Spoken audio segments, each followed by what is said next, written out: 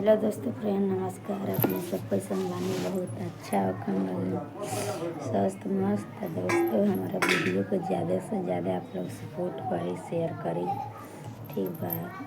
आप लोग बहुत ज़्यादा हमारा सपोर्ट करी जो हम वीडियो बनाई, हमारा वीडियो बनावे को मन करे तो हमारा जौन वीडियो जाता है आप लोग देखिए, लाइक शेयर कमेंट करिए आप लोग, ठीक बा। आप लोग के सपोर्ट के बहुत ज़्यादा ज़रूरत बा हमरा, ठीक बा। आप लोग सपोर्ट करेंगे तो आप ही लोग के सपोर्ट से हम आगे बढ़ेंगे, ठीक है। तो आप लोग सपोर्ट करिए, ज़्यादा से ज़्यादा शेयर करिए, कमेंट करिए, लाइक करिए। चैनल को सब्सक्राइब नहीं कइले बानी लगिन तो चैनल को सब्सक्राइब करी लगिन, बेल आइकन दबाई लगिन।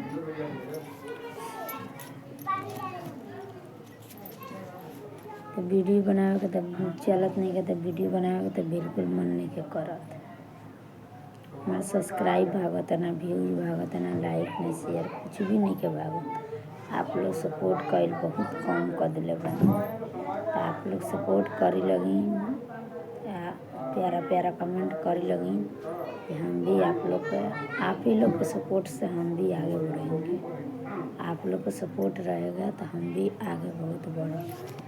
तब तक मिलते हैं नेक्स्ट वीडियो में। बाय।